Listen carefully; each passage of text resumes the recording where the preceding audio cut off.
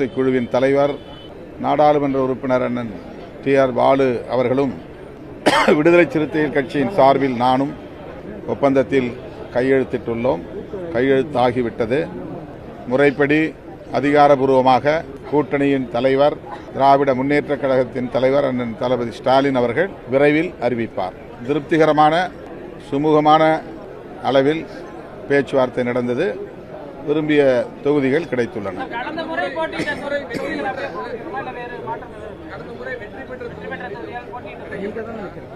அது 2 நாள்ல இது நாளைக்கே தெரிஞ்சிடும். அதிகாரபூர்வமாக முதல்வர் தான் அறிவிப்பார், கூட்டணியின் தலைவர் தான் அறிவிப்பார். எதுவாக இருந்தாலும் அவர் அறிவிப்பார். அது தெரியல, அது எல்லா கட்சியும் முடிச்ச பிறகு அவர் அறிவிப்பார். இன்னும் ஓரிரு கட்சிகள் பேசிக்கிட்டு இருக்காங்க நினைக்கிறேன். இன்னைக்கு இரவே கூட முடிஞ்சிடலாம். இன்னைக்கு இரவே முடிஞ்சிச்சுன்னா நாளை காலையில் அறிவிப்பார்.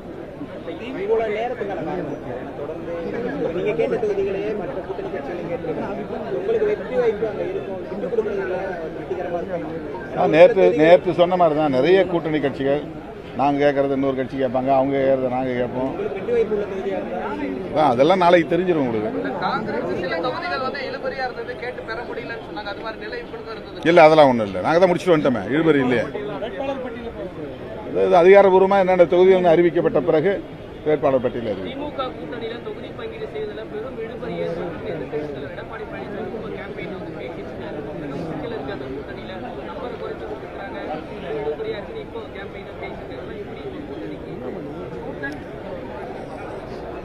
திமுக கூட்டணியில் கடைசி நேரத்திலாவது ஏதேனும் பிரச்சனை எழாதா, வெடிக்காதா என்ற எதிர்பார்ப்போடு காத்திருப்பவர்கள் மீண்டும் மீண்டும் ஏமாறப் போகிறார்கள். அப்படி எந்த பிரச்சனையும் இல்லை. அதாவது அவர்கள் சொல்வதைப் போல இழுபறி ஏதும் இல்லை. 10க்கும் மேற்பட்ட அரசியல் கட்சிகள் ஒரு கூட்டணியில் இருக்கிற போது, தனித்தனியே ஒவ்வொரு கட்சியையும் அழைத்து பேசுகிற போது, ஒரு கட்சி கேட்கிற தொகுதிகளை இன்னொரு கட்சி கேட்கும் நிலை இருக்கிற போது இந்த தாமதம் ஏற்படத்தான் செய்யும். ஆகவே இதை அவர்கள் இழுபறி என்கிறார்கள். அப்படி எந்த இழுபறியும் இல்லை என்பதுதான் யதார்த்தமான உண்மை. இன்று இரவே அல்லது நாளை காலை